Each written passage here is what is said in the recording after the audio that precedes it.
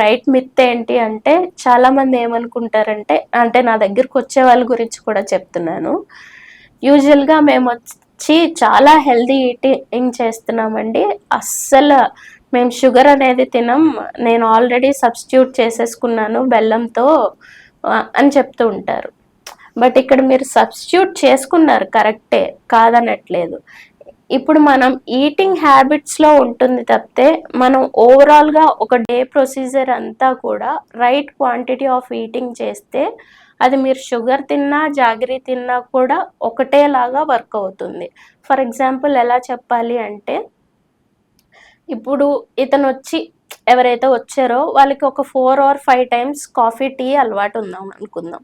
వారు already sugar cut చేసేసి jaggery వేసుకుని తీసుకుంటున్నారు అని అనుకుందాం. ఇప్పుడు షుగర్కి జాగరీకి గ్లైసెమిక్ ఇండెక్స్ అని ఒకటి ఉంటుంది. ఆ ఇండెక్స్ ప్రకారం చెప్పాలి అంటే షుగర్లో వచ్చి 65 ఉంటే జాగరీలో వచ్చి 84 to 90 వరకు ఉండింది. సో అప్పుడు ఏ గ్లైసెమిక్ ఇండెక్స్ అనేది హై ఉండింది, జాగరీలో ఉంది. సరే, మళ్ళీ ఇప్పుడు కొంతమంది వచ్చి అఫెండ్ అవుతారు, జాగరీలో చాలా న్యూట్రిషనల్ వాల్యూస్ ఉన్నాయని చెప్తారు. ఎస్, న్యూట్రిషనల్ వాల్యూస్ ఉన్నాయి. ఐరన్ ఉంది, ఫాస్ఫేట్ ఉంది, కాల్షియం ఉంది. షుగర్లో ఏం లేవు, ఒక్క సుక్రోజ్ మాత్రమే ఉంటుంది.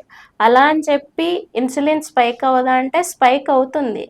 న్యూట్రిషనల్ వాల్యూస్ చూస్తున్నాం కానీ మనం రోజులో ఇంతంత సప్లిమెంట్స్ అయితే ఏం తీసుకోం కదా. జాగరీ అనేది ఇంత లెవెల్లోనే తీసుకుంటాం, షుగర్ అనేది ఇంత లెవెల్లోనే తీసుకుంటాం. ఇక్కడ గుడ్ ఆర్ బ్యాడ్ అనేది ఉండదు, మనం ఈటింగ్ హ్యాబిట్స్ బట్టి ఉంటుందన్నమాట. క్యాలరీ డెఫిషియన్సీని బట్టి మనకి ఇన్ని క్యాలరీస్ కావాలంటే అన్ని క్యాలరీస్లో తింటే ఏదైనా కూడా ప్రాపర్గా వర్కౌట్ అవుతుంది. ఇఫ్ అది వెయిట్ లాస్ అయినా వెయిట్ గెయిన్ అయినా సరే. వెయిట్ గెయిన్లోకి వచ్చేసరికి మనం ఏం తిన్నా సరే గెయిన్ అవుతామని అనుకోవచ్చు. వెయిట్ లాస్కి వచ్చేసరికి నేను షుగర్ వాడను, జాగరీ వాడతాను అంటే ఇప్పుడు మీకు ఏదైతే ఎగ్జాంపుల్ ఇచ్చానో అది రైట్ వే అనమాట. దాన్ని బట్టి మీరు ఆలోచించండి. రెండు ఇన్సులిన్ స్పైక్ చేస్తే, కాకపోతే ఒకటి స్లో ప్రాసెస్, ఒకటి హై ప్రాసెస్. షుగర్ వచ్చేది ఇమీడియట్గా వచ్చేస్తుంది, జాగరీలో వచ్చేసరికి కొంచెం లిటిల్ స్లోగా ఉంటుంది, బట్ ఈక్వల్గా వచ్చేస్తుంది.